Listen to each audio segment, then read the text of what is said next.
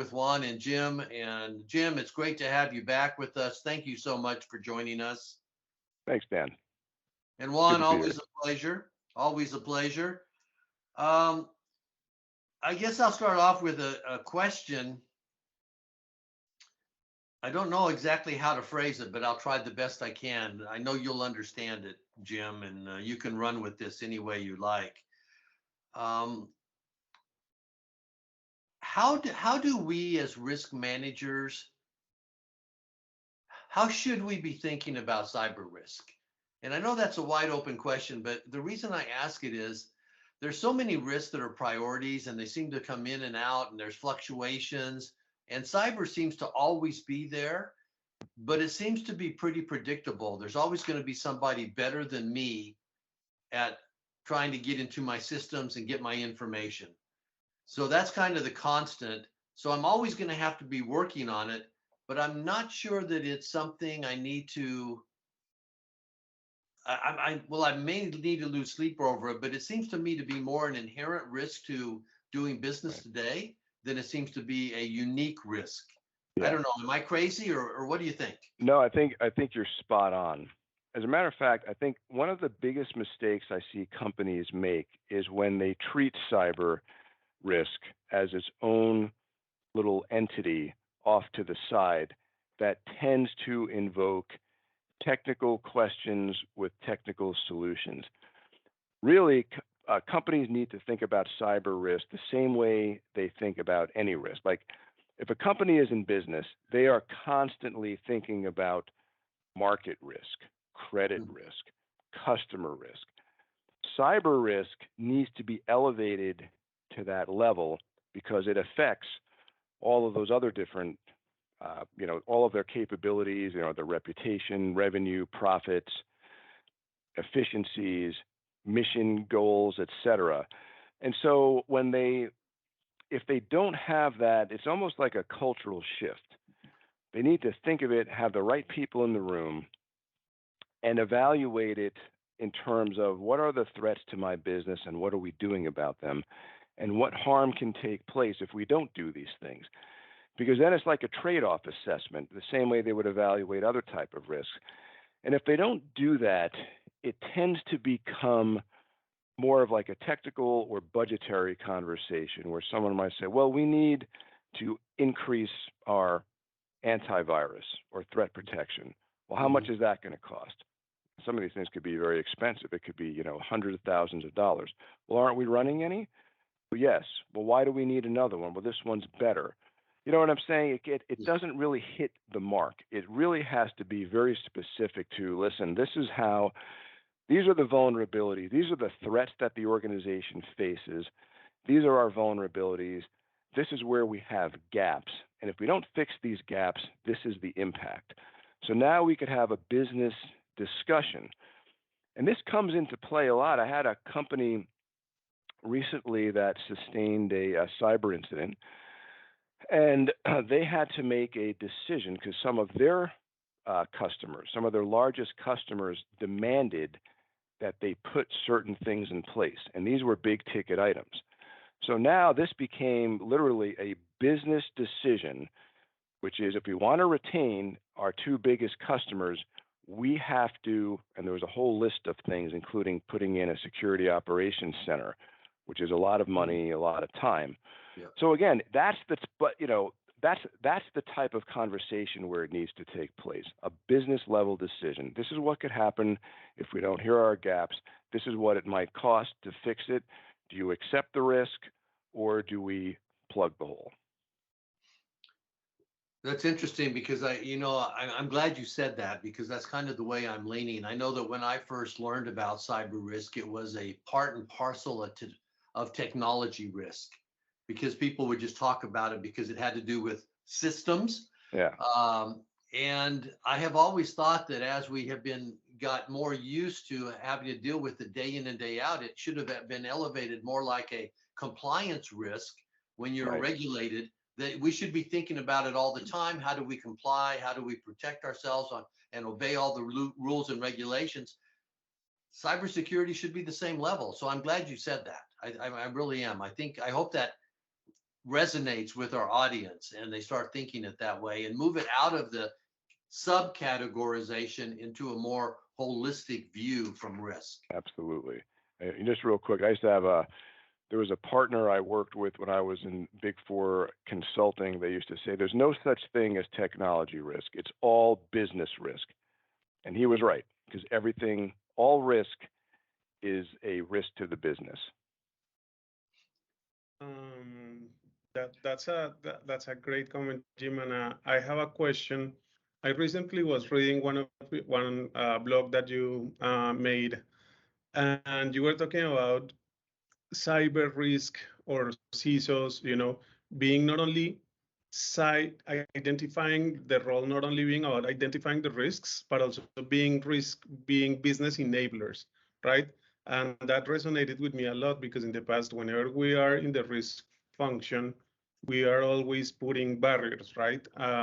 We are sometimes seen as the no guys or the people that are trying to prevent stuff from happening, and sometimes that impacts what the business is trying to do. How do you come from that to being a business enabler, in your opinion? Yeah, that's a great question.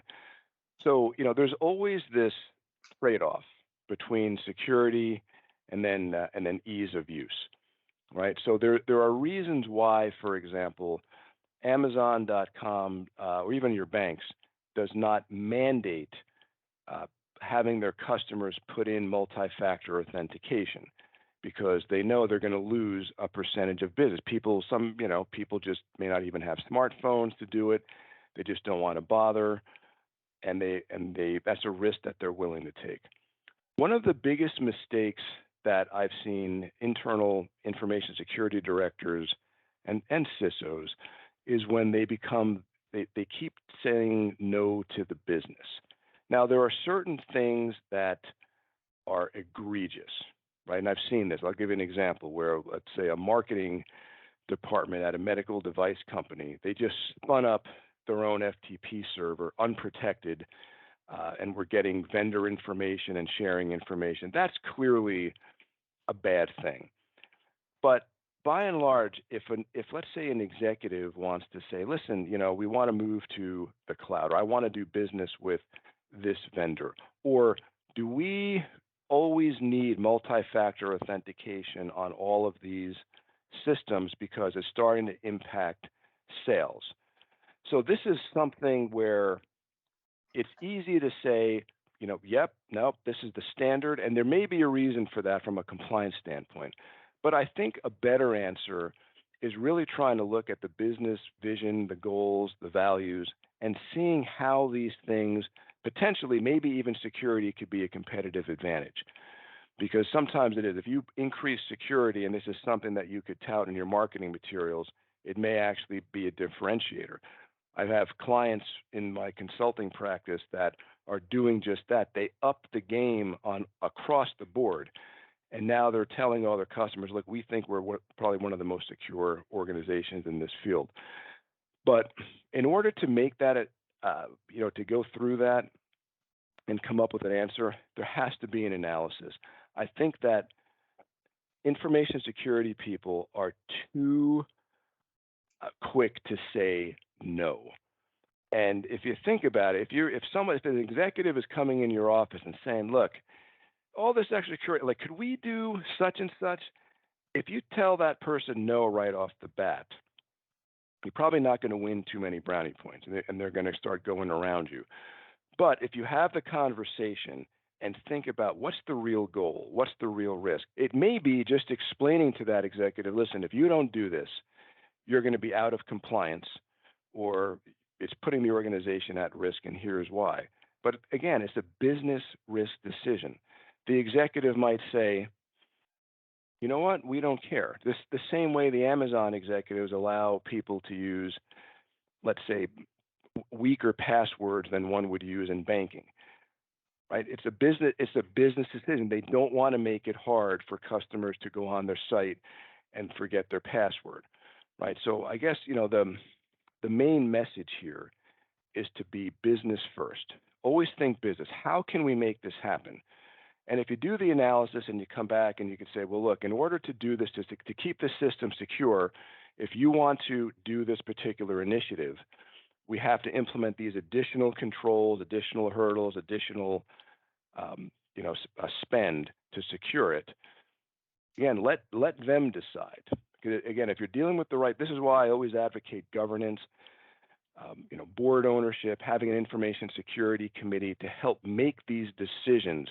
Because again, it's a conversation around risk, the same way that, let's say, a CFO might, come into a board meeting and say, wow, our biggest customer hasn't paid us in 6 months.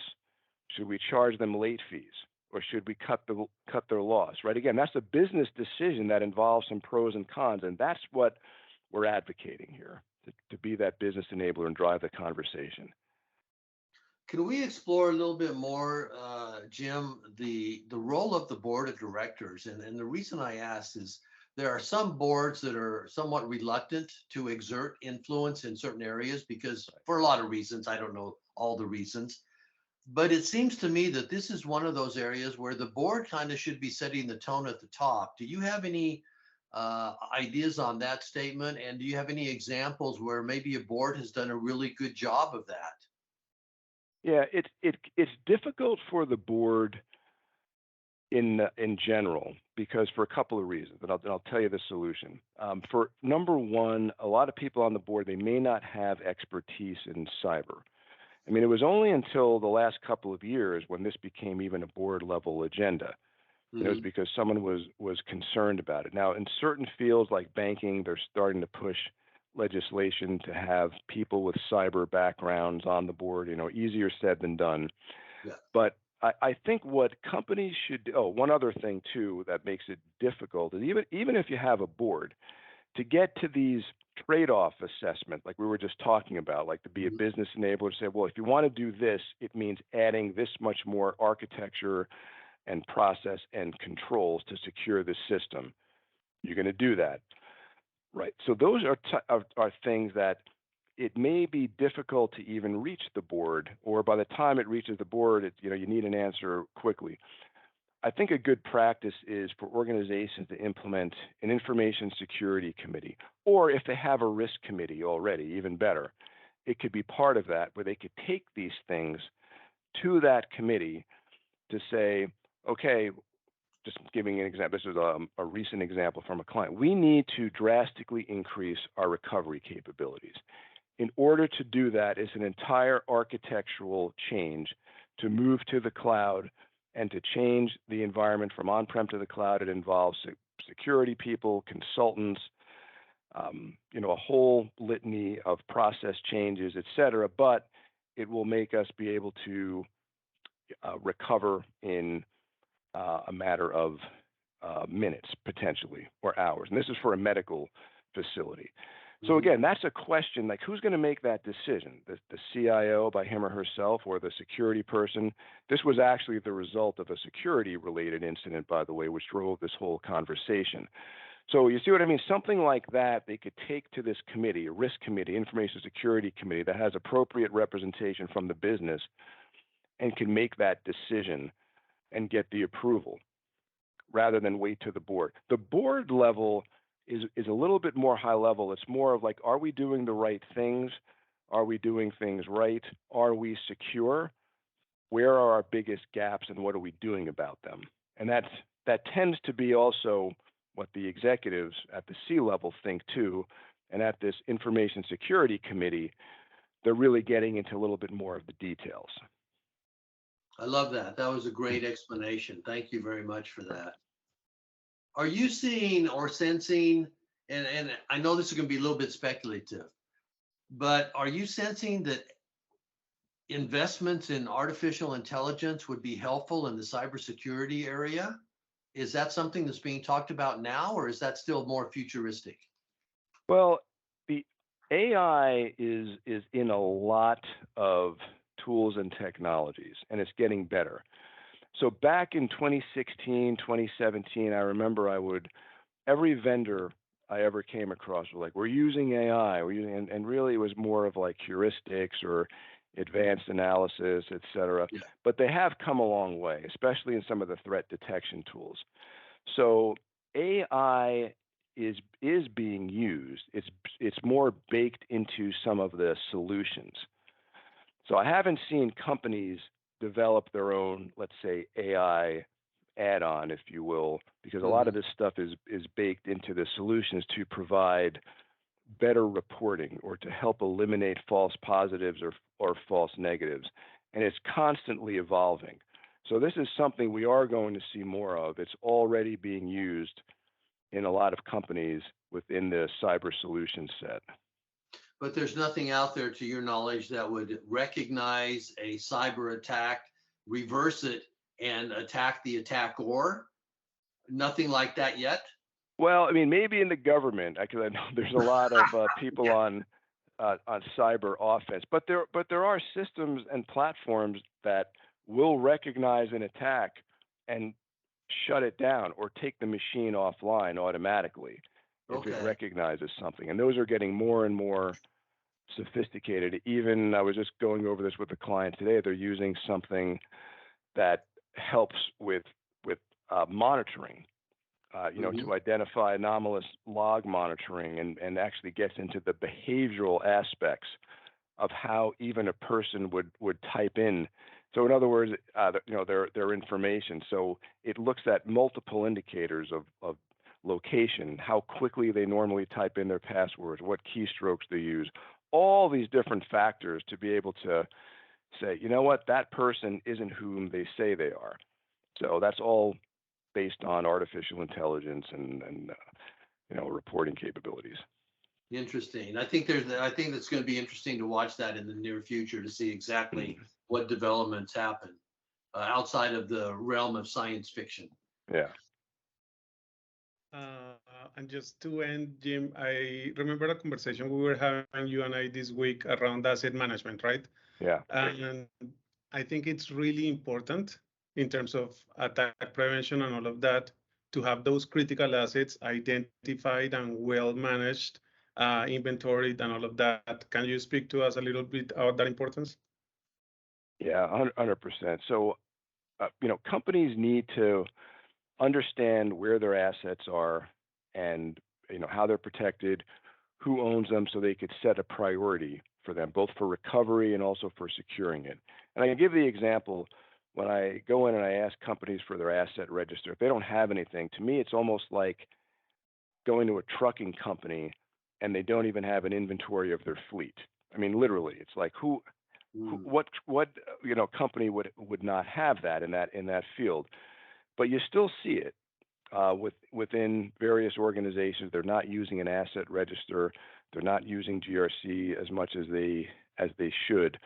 And this is something that I wish organizations used more of. So in the asset inventory, you can do a lot with that because you can prioritize it, which means you could tier your security profile to how those assets, the type of information. You could also tie in other things within the infrastructure to see, what business process is actually affected by by what particular system if something goes down. And then you could weave all this together to help manage your risk in a risk register and also some of your projects and audits. I still see way too many companies today managing things in spreadsheets, or they're in disparate systems. They said, well, we have our asset inventory. We could probably pull something together. It's in this tool and this, and we could write a query and pull down everything else. Or, where are your cyber projects? They're on this spreadsheet. What about risk? Oh, well, that's in that other system. And then we also use this other spreadsheet. They're just increasing complexity. There's value in having things in one solution that they could track and manage. And these work great at those committee meetings I was telling you about. You get full visibility. That's amazing. Yeah, and I think that's something that in a later presentation we can show how with Seahorse you are able to manage all of that and link everything together. Thank you very much. Yeah, that would be great.